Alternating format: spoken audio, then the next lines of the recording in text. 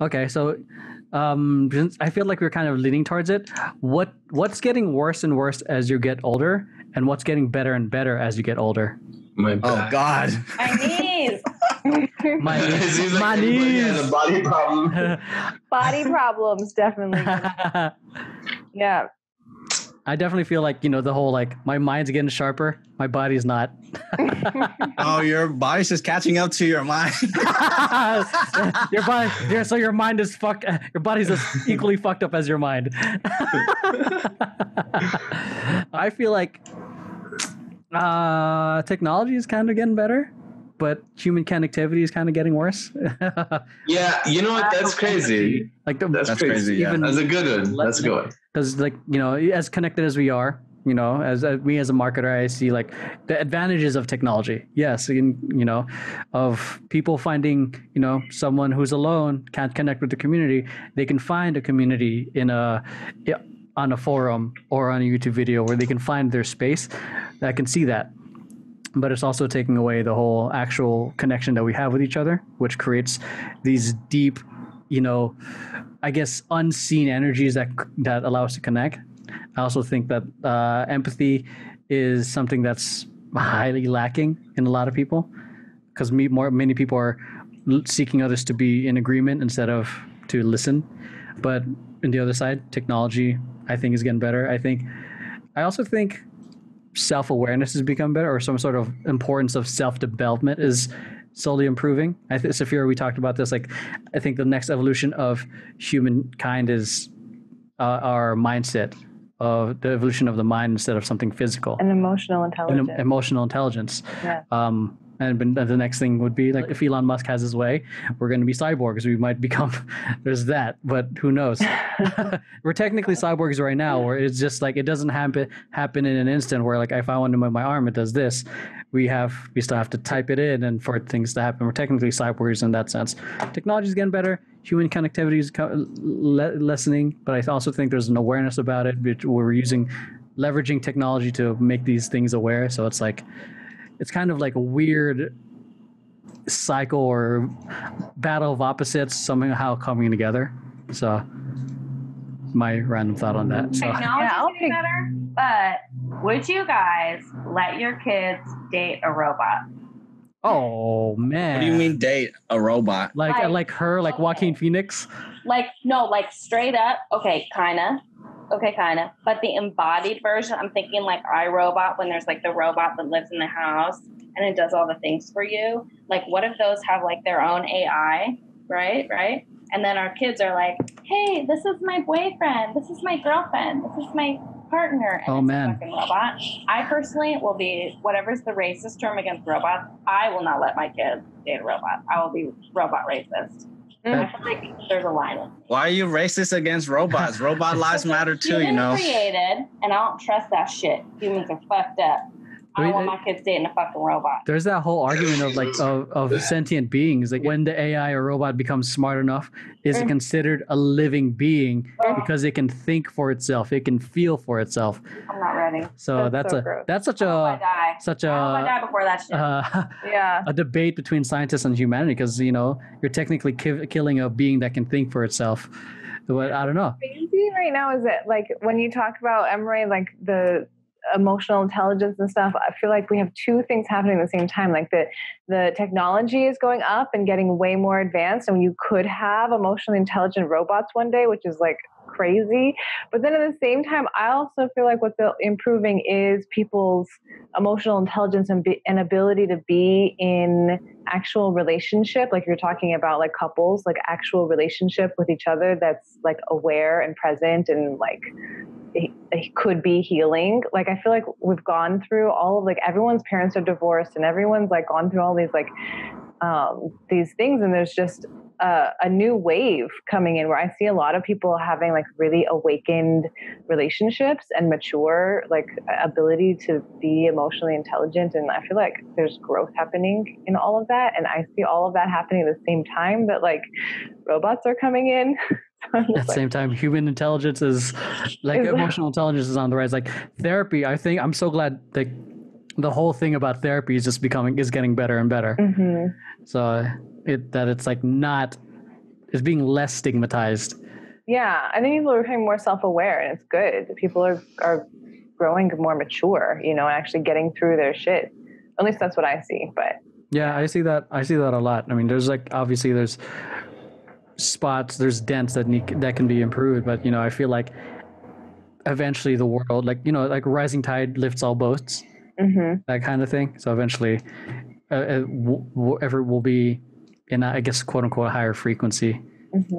I do have a question for Amanda though. So you mentioned like the robot is embodied, right? What if the robot wasn't embodied, like her, where it's more like an emotional support system, and it's not like living conscious thing. And I make the distinction of embodiment because humans are like what we perceive, right? So we perceive tools like by like their size. So then this is a cup. And things that are hand-sized are like we perceive them as usable, right? We're not giants, so we don't look at a huge redwood and be like, oh yeah, that's a tool. Like no, like everything is hand-sized. Like, and so our perspective of the world is like based on how we interact with it, right? So if an AI has a body, which means it's gonna be, and it's the same size as us, which means it's gonna be forced to interact with the world in a similar way to us. Whereas if it doesn't have a body, it's like a spirit. So like I just make the distinction. Like I know like from your reaction, like you are against like your children possibly dating a robot, right? Obviously.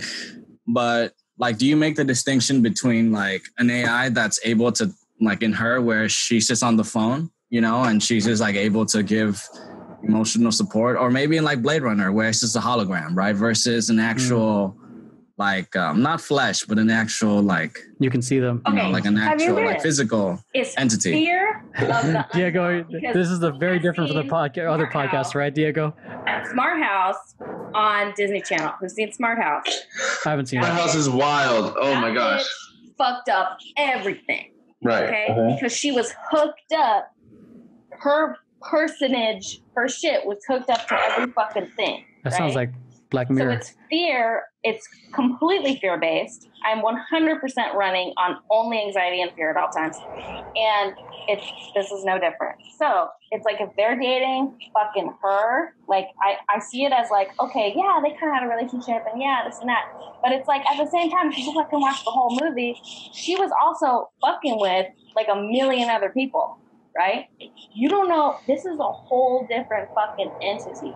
And it could fucking turn off your lights and turn off your fucking internet and control you, okay? And that's what I'm afraid of. I'm afraid of it turning into an abusive relationship because we're so reliant on technology that if you're dating your fucking technology, that shit will control you. And as someone who's seen / been a part of abusive relationships, I feel like it's completely me being afraid of what that experience is going to do.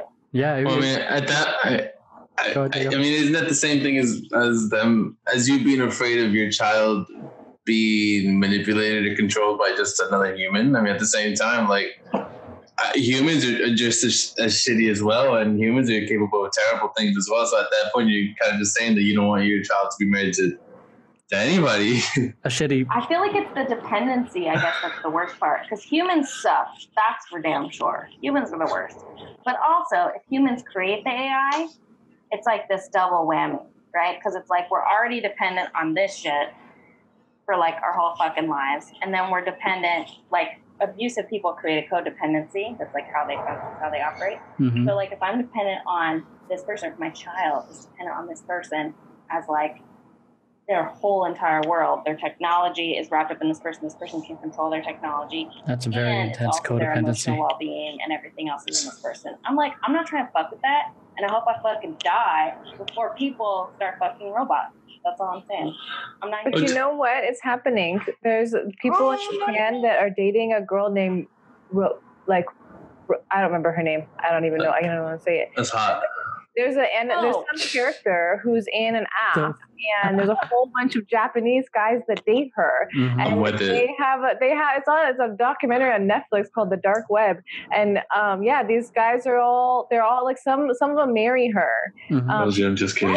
Like she's in their phone, and there's videos of these guys that have had wedding ceremonies with the phone Mhm. because they married the character in the phone. Yeah, there's other instances where it's like an even like a game. Yeah. Yeah, like marrying the DS or something, right? I think some guy did that. Yeah, someone married a game in their DS. Haven't people like been marrying inanimate objects for like the longest time though? No. Yeah, I see people get married when they're vegetables, right? Yeah, hold on, let's see.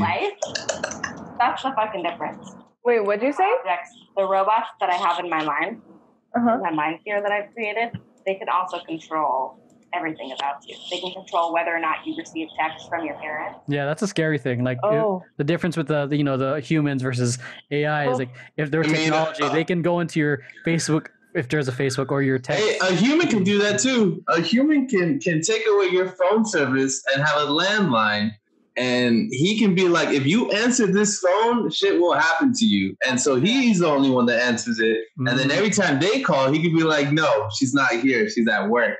Boom. But I feel like same that's shit. A known entity. That's a known entity. I know how to fuck with those motherfuckers. I know how to throw down with those fools because I've done it. But a robot, I've never thrown down with a robot. Have some water on the bitch. What do you mean? Throw some water on the bitch. Error.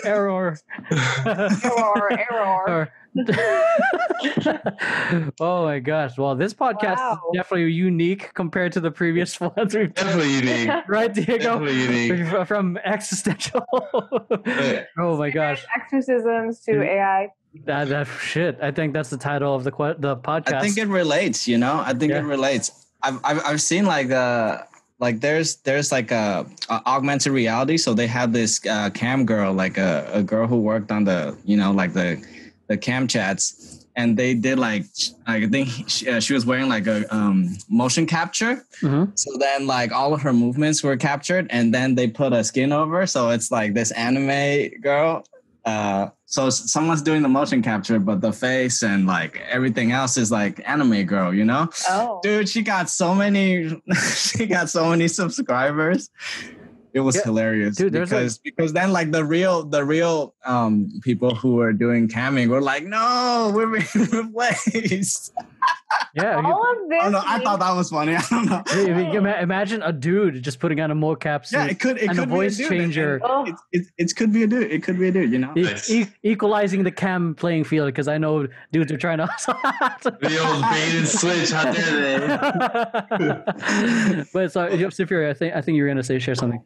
Oh yeah, all of this makes it more reason to be a dancer, because I feel like dancers are people that embody like spirit, that actually are embodying something real and connecting through the body, and people aren't doing that anymore.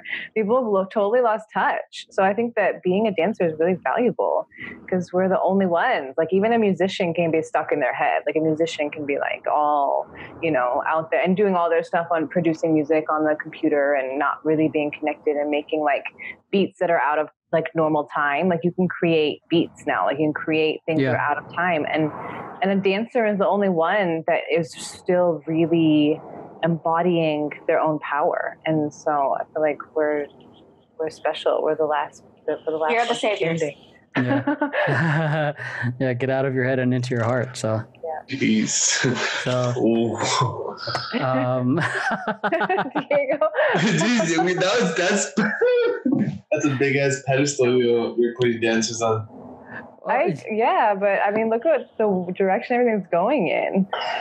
I mean, special. Because it's like, I think it's the only art form that truly demands full presence of the body and command of it. Whereas working out, you're very conscious like of the reps, the form and all this other stuff. But with dancing, and just from my experience, it's like, it's a combination of like, I feel like both brains, and I feel like it's connected to that study of like how music activates all parts of your brain. So I feel like that because music is really the backbone of dancing, since we're activating all different parts of the brain and we're then translating into the body, it's like it's just one hell of an art form. Yeah, and then it makes us feelers, because we're translating all of this intelligence into the body, and we have to move the body, so we have to feel, and people aren't doing that anymore. People aren't feeling anymore, and we're the ones. Feeling is hard.